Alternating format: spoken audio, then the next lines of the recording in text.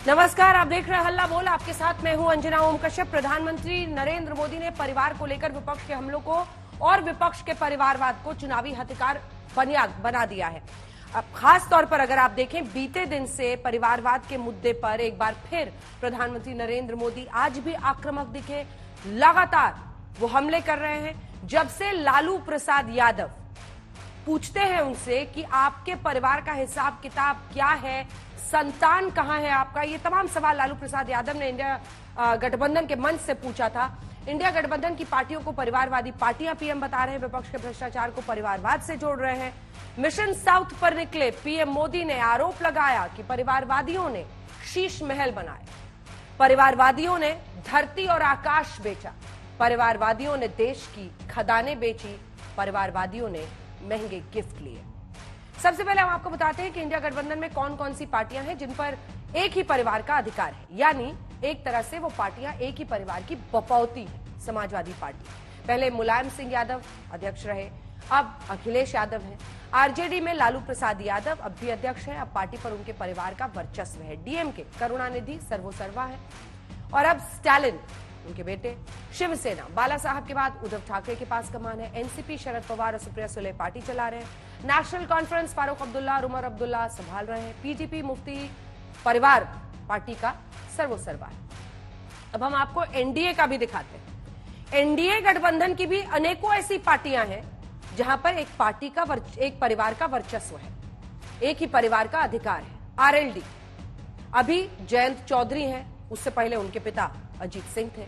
LJP पहले रामविलास पासवान, अब Chirag Paswan. Nishad party Sanjay Nishad चला रहे। एनसीपी जो अजित गुट है वही सर्वोसर्वा है, वो भी शरद पवार के चूंकि भतीजे थे इसलिए वो उनको पार्टी में इतना बड़ा ओहदा मिला और फिर उन्होंने पार्टी में फूट की, वो अलग हुए। जेडीएस देवेगौड़ा के बाद अब कुमारस्वामी, वो भी परिवारवाद वाली पार्टी है। आज हम परिवार को लेकर पीएम मोदी के हमले और नए नारे पर चर्चा करेंगे। पहले देखते हैं पीएम मोदी ने क्या क्या आरोप लगाए। जब मैं परिवारवाद का विरोध करता हूं, जब मैं कहता हूं कि परिवारवाद लोकतंत्र के लिए खतरा है, जब मैं कहता हूं कि परिवारवाद नई टैलेंट को उभरने नहीं देता, जब मैं कहता हूं कि परिवारवाद युवाओं का अवसर रोकता है, तो ये लोग जवाब नहीं देते हैं। उस उल्टा क्या कहते हैं? ये कहते हैं मोदी का कोई परिवार ही नहीं है। क्या परिवार वालों को चोरी करने का लाइसेंस मिल गया है क्या? वो कहते हैं फैमिली फर्स्ट, मोदी कहता है नेशन फर्स्ट। परिवारवादियों ने सरकारों में रहकर महंगे महंगे गिफ्ट लिए हैं, सौगातें ली हैं और गिफ्ट के जरिए भी अपने काले धन को सफेद बनाया। लेकिन मोदी ने आज तक जो गिफ्ट मिलती है वो सारी गिफ्ट तोशाखाना में जमा करा देता है, उसकी नीलामी होती है और जो पैसे आते हैं वो पैसे मां गंगा की सेवा में लगा देता है। जो वो कह रहे हैं उनका परिवार, क्या किसान के लोग लाठी से पिटा रहे हैं, क्या वो उनका परिवार नहीं है? अपने परिवार के साथ कोई इस तरह का काम करता है क्या? पिटवाने का, मिलने का समय नहीं है किसानों से। क्यों नहीं मिल रहे भाई? क्या किसान खाली कहने के लिए परिवार है? कथनी अकड़नी में तो अंतर है। डिफीट के डिप्रेशन में इस तरह का जो फ्रस्ट्रेशन दिखाई पड़ रहा है, उसके पीछे उसका मकसद, उसका कारण यह है कि वो इस बात को आज भी डाइजेस्ट नहीं कर पा रहे हैं कि नरेंद्र मोदी जी ने डायनेस्टी को कैसे डिमोलिश कर दिया और डिमोलिश करके पूरी दुनिया को ये साबित कर दिया कि डेमोक्रेसी कैसे डिलीवर कर सकती है बिना डायनेस्टी के भी। परिवार तंत्र को के चंगुल से प्रजातंत्र को मुक्त कराया। लालू जी ने यदि उनसे पूछ लिया कि आपने अपना परिवार का ध्यान क्यों नहीं रखा, आपकी पत्नी का परिवार, आपने पत्नी का ध्यान नहीं रखा, आपने माता जी का ध्यान नहीं रखा, अपने परिवार है कहाँ आपका? एक दूसरी बात यह है कि वे परिवारवाद को लेकर हमेशा टिप्पणी करते थे कि कांग्रेस का परिवारवाद चल रहा है। अब ये परिवारवाद किसका चल रहा है? कहते कुछ है, करते कुछ। जुमला था सबका साथ, सबका विकास, सबका विश्वास, केवल जुमला है, वो केवल मैं। नरेंद्र मोदी का परिवार आज 140 करोड़ देशवासी उनका परिवार है। हम भी उनके परिवार के हैं, ये भी उनके परिवार के हैं। लालू जी, भगवान न करे आप परिवारवाद, ऐसा परिवारवाद किया है, आप पत्नी को जरूर मुख्यमंत्री बना दिए, आपको दूसरा यादव नहीं दिखाई दिया, दूसरा पिछड़ा नहीं दिखाई दिया, अब बेटे को जरूर आप उप मुख्यमंत्री बना दिए, आपको दूसरा समाज का कोई पिछड़ा, कोई दलित, कोई यादव नहीं दिखाई दिया। अब आइए आपको सुनाते हैं। ये तो आपने देख लिया परिवार को लेकर जो जंग छिड़ी हुई है, लेकिन राहुल गांधी बीते दिन से ही हमलावर हैं। आज एक बार फिर से उन्होंने भगवान राम का नाम लेकर आपको भूखा रख देंगे, ये तमाम आरोप लगाए हैं। आइए आपको सुनाते हैं राहुल गांधी ने आज कैसे हमला बोला है। हमारा जो युवा 7-7 घंटे रील देख रहा है,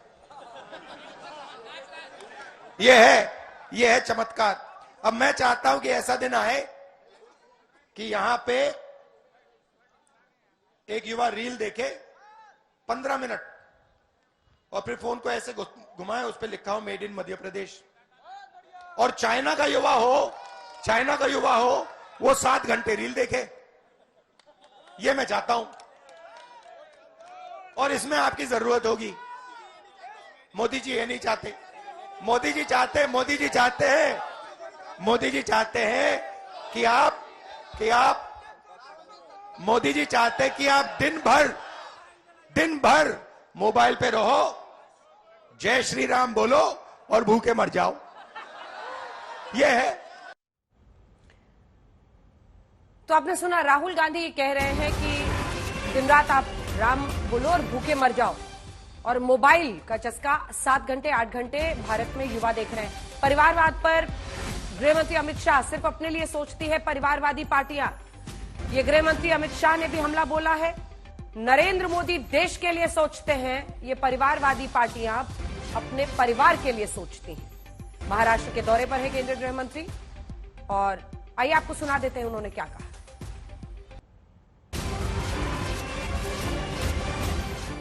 एक और मोदी जी चंद्रमा पर चंद्रयान लॉन्च कर रहे हैं, दूसरी ओर सोनिया जी 20वीं बार राहुल बाबा को लॉन्च करने का प्रयोग कर रही है। ये राहुल यान है ना, राहुल यान 19 बार लॉन्च हुआ मगर पहुंचा ही नहीं, 20वीं बार प्रयास चालू है। मुझे बताओ भाई और बहनों, ये परिवारवादी पार्टियों को वोट देना है या नरेंद्र मोदी जी को वोट देना है? जोर से बोलो, और जोर से बोलो। तो चुनावी सभाएं अभी से ही बीजेपी रैलियां कई जगहों पर कर रही है। उसमें आपने गृहमंत्री अमित शाह को महाराष्ट्र में सुना। सुधांशु त्रिवेदी जी हमारे साथ प्रवक्ता और सांसद भारतीय जनता पार्टी के जुड़ रहे हैं। रोहन गुप्ता जी हमारे साथ जुड़ चुके हैं, प्रवक्ता है कांग्रेस पार्टी के, और हमारे साथ नवल किशोर जी प्रवक्ता आरजेडी के जुड़ रहे हैं। रोहन जी, आपके साथ शुरुआत करना चाहती हूँ। समझ नहीं आया राहुल गांधी जी जो कह रहे हैं कि 7 घंटे जनता जो युवा है वो इंस्टा रील देख रही है, तो क्या मतलब ऐसा कुछ आप लोग करेंगे कि इंस्टा रील लोग नहीं देखें इतनी देर तक? आगे वो ये कह रहे हैं अगर एक तरफ कि राम भगवान का नाम में आपको जपने में झोंक देंगे और भूखे मरने को छोड़ देंगे, तो अमित शाह कहते हैं कि परिवार की सोचते हैं सिर्फ ये परिवारवादी पार्टियां और देश की सोचते हैं नरेंद्र मोदी। आपका जवाब? अंजना जी, पहली बात तो जो राहुल जी ने बोला पूरे देश ने देखा, और एक हकीकत है उनकी बात में कि आज देश के युवा मोबाइल पे रील देखने पे मजबूर है क्योंकि रोजगार नहीं है। ये पूरे देश की परेशानी, कुछ एक राज्य की परेशानी नहीं है, और ये मेरे आंकड़े नहीं है अंजना जी। हम जब भी आंकड़ों की बात करेंगे तब भाजपा के पास कोई जवाब आपको नहीं मिलेगा, मैं आपको लिख के दे सकता हूं। जब भी कोई भी आंकड़े हम ये कहें कि नहीं गरीबी के आंकड़े में 125 देश पीछे चला गया, आंकड़े गलत हो गए। हम कहें कि बांग्लादेश की प्रति व्यक्ति आय हमारे देश से आगे बढ़ गई, तो आंकड़े गलत हो गए। हम कहें कि हंगर इंडेक्स में हम लोग पीछे जा रहे हैं, तो आंकड़े बदल दिए। हम कहें डेमोक्रेसी में हम पीछे जा रहे हैं, तो वो एजेंसी गलत हो गई। तो आप जब भी बीजेपी को आंकड़ों पे या लॉजिक पे क्वेश्चन करेंगे, उनके पास जवाब नहीं है। वो जो कहे वो सही, बाकी सब कुछ गलत, ये तो नहीं है ना। राहुल गांधी जी ने जो भी कहा उसका मर्म ये है कि आप ठीक है, आपने भगवान राम जी का मंदिर बनाया, बात ठीक है, पर क्या उससे सारी परेशानी हल हो गई? आपने बाकी की गोल पोस्ट आपने कहा कि नहीं हमने मंदिर का वादा पूरा किया, बाकी के वादे आप क्यों भूल गए? किसानों की आय दुगनी करने का वादा क्यों भूल गए? 2 करोड़ नौकरियों का वादा क्यों भूल गए? हर भारतीय को घर देने का वादा क्यों भूल गए? 5 ट्रिलियन इकोनॉमी का वादा आप क्यों भूल गए? 15 लाख वापस लाने थे अंजना जी, मैं और आप दोनों वेट कर रहे हैं ब्याज के। अभी तो इंटरेस्ट के साथ में वो 15 लाख हमारे 25 लाख हो जाते, आज तक वो हमारे अकाउंट में नहीं आए। 5 साल पहले मुझे याद है अंजना जी, इसी मंथ में आप पे मैंने डिबेट की थी आपके साथ में, जब उन्होंने भाजपा के एक प्रवक्ता ने प्रॉमिस किया था कि विजय माल्या हो या नीरव मोदी हो, डंके की चोट पे जैसे ही लोकसभा चुनाव होंगे हम वापस लेके आएंगे और देश का पैसा लाएंगे। कहां पे है वो पैसा? तो ये सवाल तो बनते हैं ना अंजना जी। आपने सिर्फ एक काम, भगवान राम जी का मंदिर बनाया, सबकी आस्था का विषय है, पर कब तक उस नाम पे आप राजनीति करते रहेंगे? कब तक अपनी विफलताओं के राम के नाम के पीछे छुपाते रहेंगे? नहीं चलेगा। आप अकाउंटेबल हैं, आप देश की सरकार चला रहे हैं, आपको देश की जनता को जवाब देने पड़ेगा, किसानों को जवाब देना पड़ेगा। अरे आय दुगनी होने की बात छोड़ दीजिए अंजना जी, आज भी हमारा किसान अपने अधिकार के लिए रोड पे बैठ के वेट कर रहा है कि मैं दिल्ली नहीं जा पाऊं। कैसी निष्ठुर सरकार है? कौन से राम राज्य की जवाब दीजिए? राम राज्य एक ऐसा राज्य होना चाहिए जहां पे हर आदमी की सुखाकारी की बात हो। 3 आरोप लग रहे हैं आप पर। राहुल गांधी का कहना है कि देश का युवा आज सिर्फ रील देख रहा है 7-7 घंटे, आप रोजगार नहीं दे रहे हैं।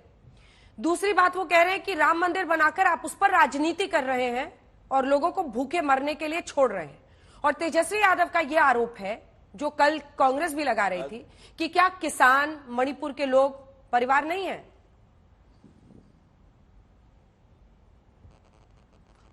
देखिए, राहुल गांधी का भारत के बारे में ज्ञान कितना अल्प है। अब एक्चुअली में क्या है कि वो स्वयं भी तो अपना नहीं बोलते, क्या बताएं? उनको एक कम्युनिस्ट मैनिफेस्टो लिख के दिया जाता है। वैसे दर्शकों के लिए बता दें, कार्ल मार्क्स ने अपनी एक किताब जो लिखी थी ना, दास कैपिटल, उसके अलावा एक और किताब भी लिखी थी, कम्युनिस्ट मैनिफेस्टो। तो इस समय वो लेफ्ट हैंड से आता है कम्युनिस्ट मैनिफेस्टो और कहा जाता है इसको पढ़ दो। वो कह रहे हैं कि मैं तो चाहता हूं हमारा कैसा सा मोबाइल नजर आए। भाई उन्हें याद नहीं आ रहा 2014 से पहले हम मोबाइल के सेकेंड बिगेस्ट कंज्यूमर तो थे, मगर केवल 2 फैक्ट्रियां थी। आज मोर देन 200 फैक्ट्रीज हैं। अब मोबाइल के सेकंड बड़े मैन्युफैक्चरर भी हैं। राहुल गांधी जी को पता ही नहीं है कि दुनिया की सबसे बड़ी मोबाइल बनाने वाली फैक्ट्री कंपनी कौन है? सैमसंग। उसकी दुनिया की सबसे बड़ी फैक्ट्री कहां है? भारत में, नोएडा में। अब आपको बताएं, सबसे हाई एंड मोबाइल जो माना जाता है वो माना जाता है आईफोन। अब ये जो लेटेस्ट आईफोन बने हैं ये 25% भारत में असेंबल हुए हैं। अभी पिछले वर्ष 7% जो चाइना से खींचकर आईफोन का भारत में आ गया। अब पता ही नहीं है, अब क्या बताएं, वो कम्युनिस्ट मैन्युफैक्चर बोल रहे हैं धड़ाधड़ धड़ाधड़ धड़ाधड़।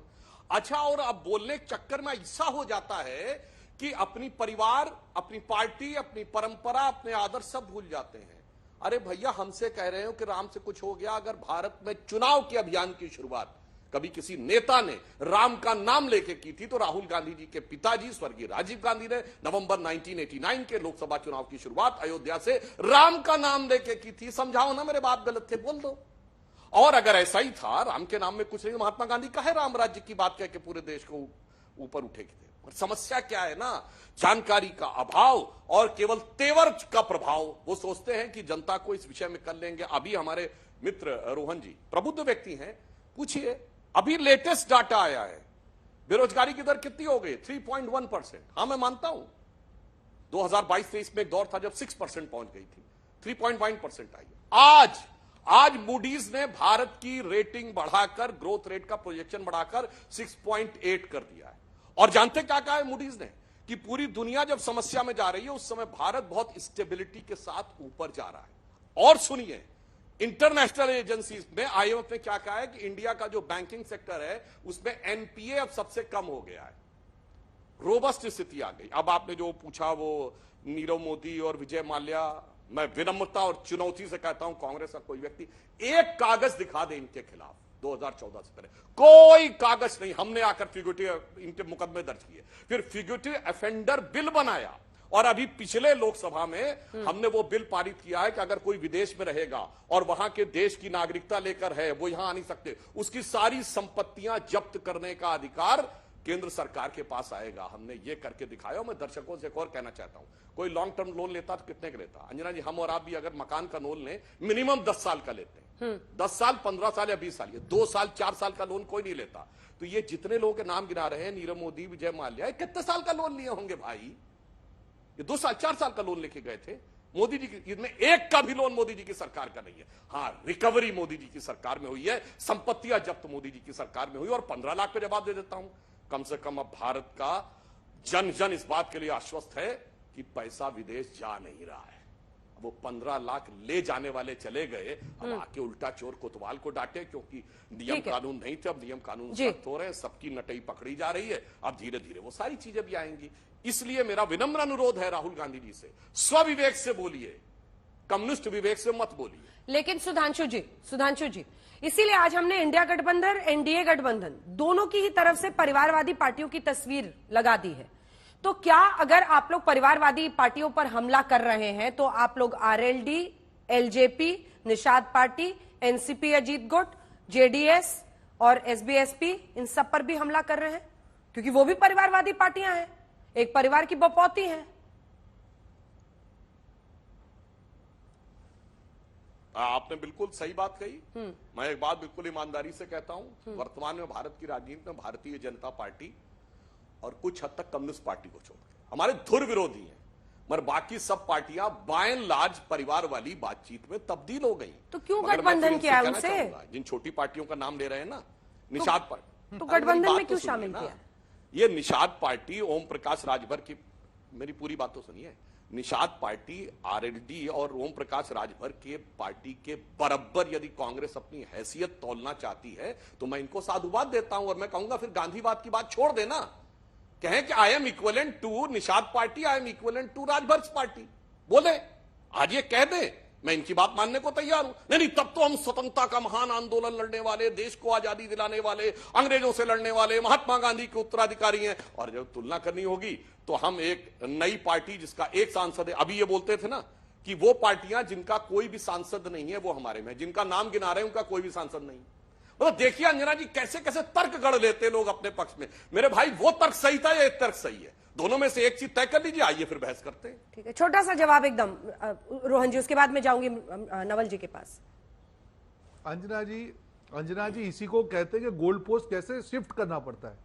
बेचारे सांसद हैं, अच्छे प्रवक्ता हैं, बट कैसे शिफ्ट होते हैं? पहले मोदी जी ने कहा परिवारवाद की डेफिनेशन अलग थी, जब अजीत पवार पे उन्होंने अटैक किया, 70,000 करोड़ के भ्रष्टाचार की बात की, तब परिवारवाद की डेफिनेशन अलग थी। फिर देखा गया कि भैया अब तो सारे परिवारवाद के जिस पे हमने अटैक किया सारे ही हमारे अंदर आ रहे हैं, अब बदल दो रातों रात परिवार की डेफिनेशन परिवारवाद की। जैसे मित्रों करके नोटें बंद की थी, अब आज से मेरी परिवारवाद की डेफिनेशन अलग है। आपने सवाल पूछा कि 4, हमने तो स्टेटमेंट नहीं दिया अंजना जी, और उनके नेता ने स्टेटमेंट दिया, उस पर आपने सवाल पूछा कि क्या ये पार्टी अब परिवारवादी नहीं है? अरे कांग्रेस, अरे भैया कांग्रेस ने कहां कुछ बोला? आप अपनी डेफिनेशन को तय कीजिए। क्या एक पीढ़ी का दूसरी पीढ़ी का होना परिवारवाद है? क्या एक परिवार का पार्टी पे रूल करना ये आप तय कीजिए ना। आप अटैक तो कर रहे हैं, आप क्यों ले रहे हैं? अगर आपके प्रिंसिपल में दम है, इस मुद्दे को आप राजनीतिक मुद्दा बनाने चाह रहे हैं, तो बताइए देश को कि आपकी लालच से बड़ी आपकी जो है आइडियोलॉजी है, आपकी कोई विचारधारा नहीं है। जो आपके साथ आ गया सही, बाकी सब गलत, ये आपकी विचारधारा है। आप अपनी डेफिनेशन बदल देंगे। और बेचारे प्रवक्ता हैं, अच्छे प्रवक्ता हैं, रात को इनका सिलेबस चेंज हो जाता है। रात को बोला जाता है कल ये बोलना है, सुबह मालूम चलिए इसने ज्वाइन कर लिया। सिलेबस तो आपका भी चेंज होता है सर, खिलाफ तो आप बोल नहीं सकते। सिलेबस तो आपका भी चेंज होता है रोहन जी। आम आदमी पार्टी के आने के बाद तो आप लोग का भी सिलेबस चेंज हुआ है। अरे छोड़िए सर, क्या बात कर रहे हैं, क्या बात कर रहे हैं सर? बिल्कुल चेंज। आम आदमी पार्टी के आने के बाद तो सिलेबस आपका भी रातों रात चेंज हो गया था। बिल्कुल नहीं, बिल्कुल नहीं हुआ, बिल्कुल नहीं हुआ। अच्छा, आप उनका तो चेंज हुआ वो मानती है ना। फिर तो मैं बोल ही रही हूँ, मैंने प्रश्न कर लिया उनसे, क्यों चेंज हुआ? मैं उनसे रोज प्रश्न करती हूँ, लेकिन वही बोले ना जो खुद शीशे के घर में नहीं दे पा रहे हैं बेचारे। जल्दी से सुधांशु जी छोटा सा जवाब प्लीज, नहीं तो आप दोनों की लड़ाई रह जाएगी। नवल जी मैं तो जवाब देने को तैयार हूं। एक लाइन में परिवारवाद ये होता है अंजना जी, ये दोनों पार्टियां जो बैठी हैं, परिवारवाद जानते क्या होता है? ये अपने प्रथम परिवार के एक सदस्य का नाम बता दे जिसके पास कोई राजनीतिक पद ना हो। और जिन्होंने हमारी जिन पार्टियों के बारे में पूछा, क्या उनके परिवार के सारे सदस्यों के पास पद है? कांग्रेस के गांधी परिवार का एक व्यक्ति बताएं जिसपे पद ना हो, लालू प्रसाद यादव जी का फर्स्ट ब्लड रिलेटिव एक बताएं जिसके पास पद ना हो। सब पद लेके बैठे हैं। मुलायम सिंह जवाब देना चाहूंगा अंजना जी, पद लेके बैठे हो।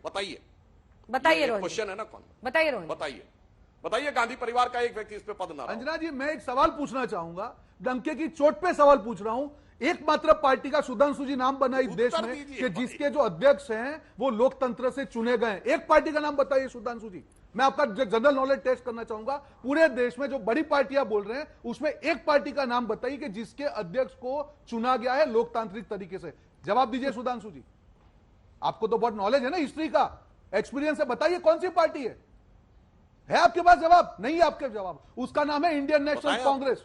हमारे में वो दम है। बताएं आप कौन से परिवार की बात कर, हमारे में दम है। पहले तो गहलोत जी को नॉमिनेट किया गया था। आपकी तरह से 3 लाइन का व्हिप जारी नहीं होता है। अरे रोहन जी, ये नहीं होता है। पहले तो गहलोत जी का नाम नॉमिनेट किया गया था, गहलोत जी ने ठुकरा दिया पद, क्योंकि राजस्थान की कुर्सी उनको पसंद थी। नॉमिनेट नहीं हुआ है, बिल्कुल नहीं अंजना जी, बिल्कुल नहीं, कोई किसी को नॉमिनेट नहीं किया गया। जल्दी से सुधांशु जी छोटा सा जवाब आपके सामने। अध्यक्ष के चयन पर उनका भाजपा प्रश्न को सवाल पूछिए, अध्यक्ष के चयन पर, बिल्कुल छोटा सा जवाब रोहन जी, इलेक्टेड या सेलेक्टेड? एक पार्टी का जवाब दीजिए, कौन सी पार्टी का अध्यक्ष लोकतांत्रिक देखिए इंडियन नेशनल कांग्रेस अद्भुत पार्टी। अरे भाई आपने टर्न पे बोली है सर, अब आप बोल चुके, सिर्फ 2 लाइन में उत्तर दे देता हूं। इंडियन नेशनल कांग्रेस ऐसी अद्भुत पार्टी है जो लेटेस्ट अध्यक्ष बनाया गया, उसमें जिसको ये अध्यक्ष बना रहे थे अशोक गहलोत जी, वो बागी हो गए। आपको कोई ऐसा उदाहरण नहीं दिखेगा जो अध्यक्ष पद के लिए आने वाला था और जो पहला अध्यक्ष था आजादी के बाद में, जवाहरलाल नेहरू 0 वोट पाके बने थे अप्रैल 1946, 0 वोट पाके अध्यक्ष। बात कीजिए गजब है साहब, आपकी पार्टी के अंदरूनी वोटिंग में 0 वोट पाके अध्यक्ष बना, वही प्रधानमंत्री। एक एक करके अरे आपके अंतिम और पहले अध्यक्ष दोनों बता दिए।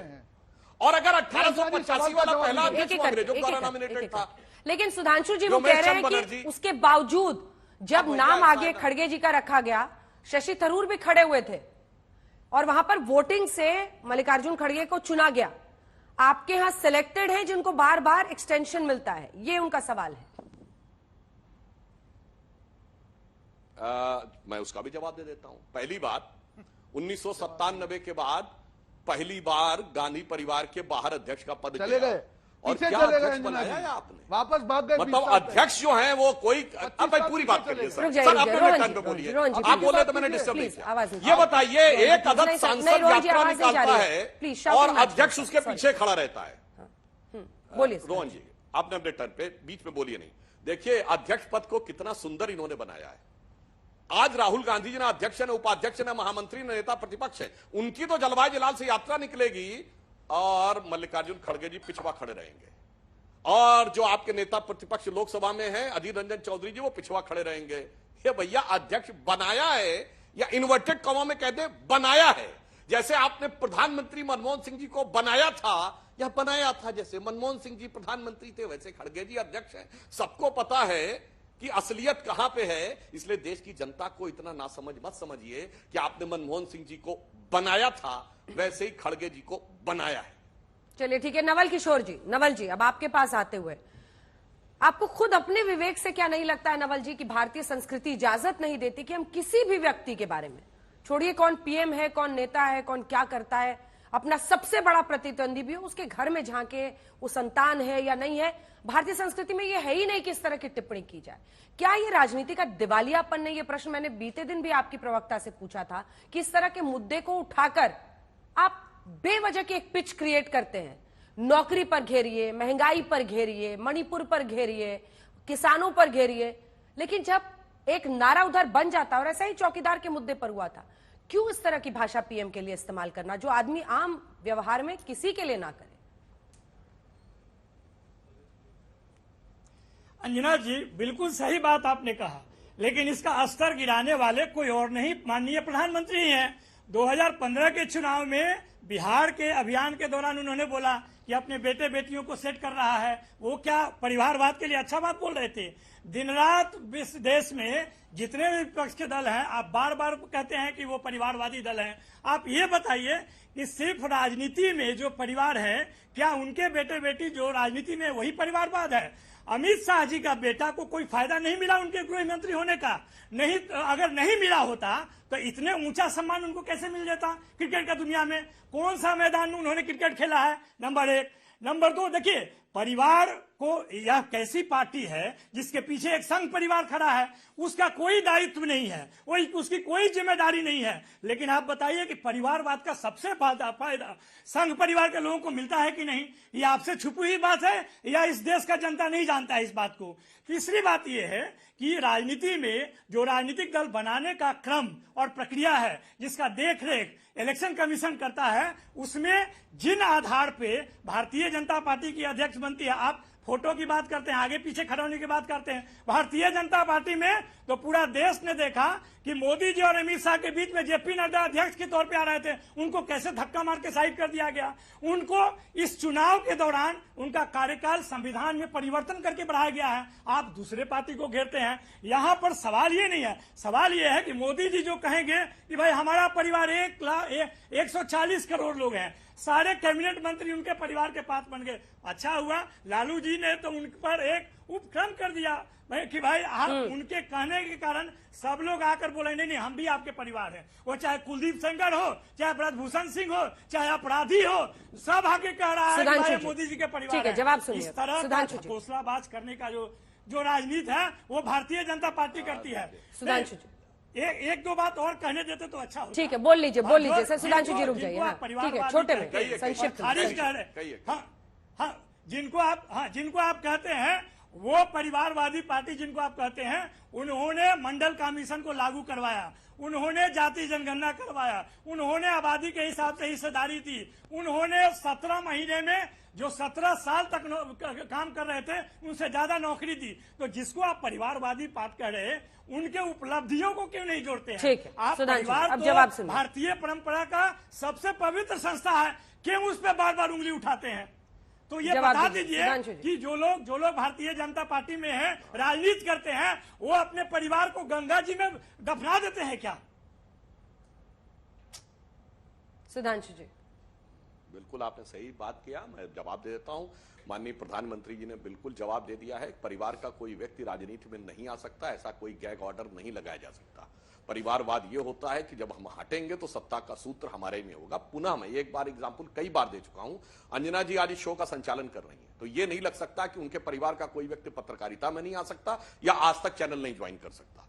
परिवारवाद यह है कि वो कहें जब भी मैं हटूंगी तो मेरे शो का एंकर यानी मेरे शो का की बागडोर मेरे परिवार के व्यक्ति में रहेगी। ये होता परिवार। अरे अमित शाह जी के बेटे आपने गलत बयानी कर दी। बीच में शाउटिंग मैच नहीं, एक अरे आपने रिटर्न में बोलिए भाई, मैंने शांति से सुना, प्लीज ना, मैंने शांति से सुना सर, शांति से मैंने एकदम शांति सुना। आपकी बारी आए, मेरी बात के चिन्ह उड़ा दीजिएगा। अब मैं जवाब देता हूं। जिस आपने वीडियो की बात कही उस समय अमित शाह जी अध्यक्ष थे और हमारे यहां परंपरा है सिर्फ प्रधानमंत्री और अध्यक्ष ही सामने जाते हैं। और आज भी आप देख लीजिए, जब अमित शाह जी अध्यक्ष थे तो सिर्फ वो उस समय कोई विक्ट्री जुलूस निकलता था तो प्रधानमंत्री और अमित शाह जी आते थे। अब आप पार्टी ऑफिस में देख लीजिएगा, जिस समय हम चुनाव जीतते हैं जो भी पीछे बैकड्रॉप होता है उसमें अध्यक्ष और उनका होता है। बड़ी सिंपल सी बात थी। चुनाव से पहले राजनाथ जी अध्यक्ष थे तो उनका दिखाई पड़ता था। बड़ी सिंपल सी बात है। मगर मैं एक बात कहना चाहूंगा, देखिए इन्होंने जो बात कही कि मंडल कमीशन लागू किया परिवारवादियों से, मैं आज की जनरेशन को याद दिलाना चाहता हूं सरासर झूठ है। मंडल कमीशन 7 अगस्त 1990 को लागू हुआ। वीपी सिंह 15 अगस्त के दिन घोषणा नहीं कर सकते थे। यह बात खुद कई किताबों में शरद यादव जी ने खुद लिखा है कि 9 अगस्त 1990 को देवीलाल की रैली थी और उनको इस बात का डर था कि जनता दल टूट जाएगा, क्योंकि उस समय देवीलाल का समुदाय ओबीसी में नहीं आता था और उन्हें इस बात का डर था कि वो चले जाएंगे। इसलिए 7 अगस्त 1990 को वीपी सिंह ने लागू किया। उनका उद्देश्य पवित्र नहीं था, पिछड़ों को लाना नहीं था, इसीलिए भगवान ने उनको कुछ नहीं दिया। वो जनता दल बिखर गया और हम साथ रहे। और एक बात और कह दूं, देखिए लालू प्रसाद यादव जी बहुत सयाने पॉलिटिशियन है। अंजना जी कोई बात वो ऐसे हवा में नहीं कहते हैं। उन्होंने जो एक एक वाक्य बोला उसके पीछे राजनीतिक निहितार्थ होता है। उन्होंने एक सेंटेंस नहीं बोला ज्यादा बच्चा पैदा करने वालों से इन लोगों को क्यों समस्या है। मैं समझ नहीं पा रहा हूं कि अधिक बच्चे पैदा करने वाली जो बात कही ये लालू जी का निजी बयान है या राजनीतिक बयान है। ये उनके दिल पे चोट है या इसके पीछे वोट की ओट है। मेरा मानना है लालू प्रसाद यादव जी बहुत समझदार पॉलिटिशियन है। उन्होंने ये बात भी एक पॉलिटिकल एंगल से एक समुदाय को टारगेट करके कही है कि ज्यादा बच्चे पैदा करने वाली बात, क्योंकि हमारे यहाँ जनसंख्या नियंत्रण की बात आती है, तो मुझे नहीं लगता है कि वो इतने समझदार हैं कि वो केवल व्यक्तिगत बोल रहे होंगे। ये व्यक्तिगत नहीं, समष्टिगत विषय है। ये बहुत गहरी राजनीतिक दृष्टि से बोला। लालू यादव जी एक एक चीज समझ के बोलते भाई, हम और आप नहीं समझ पाते होंगे। थोड़ा और विस्तार से समझाइए सर। गहराई को आप समझ सकते हैं, बहुत घाघ पॉलिटिक्स। सुधांशु जी थोड़ा और विस्तार से समझाइए, किसके बारे में बोल रहे थे जी? किसके बारे में? जो लालू यादव जी का माई है उसके बारे में बोल रहे थे। वैसे तो तेजस्वी जी का है, माई के साथ बाप भी है। अब बाकी जवाब दीजिए नवल जी, समझ लेने दीजिए माई और बाप में से किसके लिए बोला जा रहा था। डायरेक्ट है उनकी बात। सुधांशु जी आपसे देखिए, सुधांशु जी आपसे झूठ की उम्मीद तो रहती है, लेकिन भ्रम फैलाने की उम्मीद नहीं रहता है। पहली बात आपने झूठ बोला कि बीपी सिंह की सरकार गिरी नहीं, भारतीय जनता पार्टी द्वारा गिराई गई और मंडल कमीशन के मुद्दे पे गिराया गया। ये झूठ मत बोलिए, तो पहली बात। दूसरी बात, जिस तरफ आप निशाना कर रहे हैं, आप जनगणना करा लीजिए ना कि किसके पास कितने संतान हैं। उसके आधार पे आपको पता चल गया। ये जो आपके भाषा में, आपके मानसिकता में हिंदू मुसलमान भरा हुआ है, ये संघ परिवार का देन है। इससे आगे आप सोच ही नहीं सकते हैं। विभाजीकरण का नेतृत्व आप ही करते हैं, घृणा आप ही फैलाते हैं, नफरत आप ही फैलाते हैं, और यही आपके राजनीति का टूल है। ठीक है, रोहन जी की बारी आएगी इसके बाद, जो आपको सीधा झूठ है। एक मिनट अंजना जी, रोहन जी देखिए मुझे क्या झूठ था, ये देखिए दिल की आरजू लबों पे कैसे आती है। मैंने तो साफ नहीं बोला था, मगर इनकी जुबान पे साफ साफ आ गया जो दिल में था। बिल्कुल मेरी बात साबित हो गई। और नवल किशोर जी, आप प्रोफेसर हैं, प्रबुद्ध हैं, गलत बयानी नहीं करनी। सब जानते हैं। मंडल कमीशन 7 अगस्त 1990 को लगा। अरे भाई पूरा होने दिए, बीच में मत बोलिए। मैं दर्शकों से कहता हूं, हमने समर्थन बीपी सिंह सरकार से तब वापस लिया जब 24 अक्टूबर 1990 को समस्तीपुर में आडवाणी जी को गिरफ्तार किया गया है। हमने उस मुद्दे पे जाके समर्थन वापस लिया और वीपी सिंह जी उसके बावजूद सत्ता में बने रहे और दिसंबर 1990 में उनकी सरकार गिरी है। मान्यवर, मंडल कमीशन 7 अगस्त 1990 के लेगा। ये झूठ नहीं बोलना चाहिए, इसलिए मैंने डेट के साथ कहा है। आपके करोड़ों दर्शक जो जाके देख रहे हैं वो चेक कर लें। इसीलिए मैं कहता हूं पुरानी बातों पे झूठ का अंबार बोलते हैं, मगर आज के जमाने में भाई साहब इंफॉर्मेशन रिवोल्यूशन है। कोई जाके खट फिर बोल रहा हूं 7 अगस्त 1990 मंडल लागू होता है, 9 अगस्त 1990 देवीलाल की रैली होती है, जनता दल में विभाजन होता है, 24 अक्टूबर 1990 को आडवाणी जी गिरफ्तार होते हैं। हम उसके तुरंत बाद 25 अक्टूबर को समर्थन वापस लेते हैं। वीपी सिंह उसके बाद भी रिजाइन नहीं करते हैं और उनकी party floor of the house पे हार जाती है और मुलायम सिंह यादव छोड़ देते हैं वीपी सिंह को। जो आज कहते हैं कि हम मंडल के साथ खड़े थे, उन्होंने वीपी सिंह की गवर्नमेंट गिराई और वो चंद्रशेखर के साथ गए। मैं सारी बातें डेट के साथ बोल रहा हूं। और कांग्रेस से समर्थन दिया उनका। और 6 दिसंबर 1990 को राजीव गांधी ने सदन के पटल पर मंडल कमीशन का विरोध करते हुए कहा कि कांग्रेस पार्टी जात पात में विश्वास नहीं करती है। और उन्होंने यह भी बोला, मैं दर्शकों से कहूंगा, उनका 6 दिसंबर 1990 का जाके स्पीच देखिए। उन्होंने कहा जो वीपी सिंह की सरकार कास्ट में डिवीजन कर रही है, यह अंग्रेजों के कम्युनल अवार्ड की तरह है। एक राज्य मैकडोनाल्ड का कम्युनल अवार्ड आया था जिसने सबसे पहले जातियों में बांटकर भारतीय समाज की गणना करी। ये राजीव गांधी का दिया गया बयान है। मान्यवर, आजकल सब डाटा अवेलेबल है, झांसा देना संभव नहीं है। मैं दर्शकों से कह रहा हूं एक चीज जाके एक जवाब। हम लोगों ने अयोध्या के दौरान इसकी बाकायदा डॉक्यूमेंट्री भी बनाई थी अंजना जी, और उस समय भी बात हुई थी सुधांशु जी से। रोहन जी वापस मुद्दे पर आते हैं। हाँ, एक जवाब ले लीजिए इनका। रोहन जी अब रुक जाइए ना रोहन जी। नहीं मैं मेरी बात खत्म कर लूं। अंजना जी, सबसे बड़ी विपत्ति देखिए, सुधांशु जी की परेशानी देखिए। जैसे ही मैंने अध्यक्ष का सवाल पूछा 1997, 1990, 1980, अरे भाई साहब आप हिस्ट्री के टीचर थोड़ी है। पूरे देश को आपको हिस्ट्री का नॉलेज नहीं करना है भैया। हमारी उम्र आपके जितनी नहीं है, तो आपके जितने साल याद नहीं है। कब तक हिस्ट्री के मुद्दे पे आप देश का वर्तमान और भविष्य खराब करते रहेंगे? कौन से परिवार की आप बात कर रहे हैं? आपने कहा मोदी का परिवार। क्या किसान मोदी के परिवार में नहीं है? क्या हमारी बहन बेटी मोदी के परिवार में नहीं है? मणिपुर वाले लोग नहीं है परिवार? अरे आप कौन से परिवार बचा रहे हैं? अंजना जी, आज एसबीआई ने, जो फुल्ली ऑटोमेटेड बैंक है, उसने बताया कि इलेक्ट्रोल बॉन्ड की जो इंफॉर्मेशन है हम 30 जून तक देंगे। कौन से परिवारों को बचा रहे हैं? 22,000 इलेक्ट्रोल बॉन्ड के पीछे कौन से परिवार है? बस भ्रष्टाचार की जननी पार्टी है आपकी पार्टी। आप भ्रष्टाचार को छिपाने के लिए देश के सबसे बड़े बैंक को भी यूज कर रहे हैं। शर्म आनी चाहिए आपको। मुझे बताइए अंजना जी, इलेक्ट्रोल बॉन्ड जब सुप्रीम कोर्ट ने कह दिया कि अवैध है, आज सबसे बड़ी बैंक को यह इंफॉर्मेशन देने में क्या इतना समय लगना चाहिए? यह बैंक को यह बताने में इतना समय लग गया 1 महीना कि हमको इंफॉर्मेशन 30 जून तक देनी है। ये क्या हाल करके सुधांशु जी इसका जवाब, परिवारवाद को भ्रष्टाचार के चूंकि साथ ये जोड़ रहे हैं। स्पेसिफिक आरोप है रोहन जी, भाजपा परिवार, ठीक है, और जनता भी इसका जवाब सुनना चाहेगी। वो सीधा आरोप लगा रहे हैं कि आप लोग एसबीआई का इस्तेमाल कर रहे हैं और इलेक्टोरल बॉन्ड्स पर इंफॉर्मेशन एसबीआई जानबूझकर विथहोल्ड कर रहा है, नहीं बता रहा है। आप मैं सुनिए, इलेक्टोरल बॉन्ड्स के ऊपर कांग्रेस के स्टैंड और हमारे स्टैंड पे मैं स्पष्ट कर देना चाहता हूं। हमें 6,000 कुछ सौ करोड़ रुपए के इलेक्टोरल बॉन्ड्स मिले थे, ठीक है। इनका कहना है इलेक्टोरल बॉन्ड्स गलत थे, पर दर्शकों से कहता हूं, कांग्रेस पार्टी को कितने इलेक्टोरल बॉन्ड मिले? 1133 करोड़ रुपए। नंबर 2 पे सबसे ज्यादा कांग्रेस को मिले। अरे भाई आप तो जारी कर दीजिए ना, एसबीआई नहीं कर रहा है, कांग्रेस पार्टी क्यों नहीं जारी कर देती?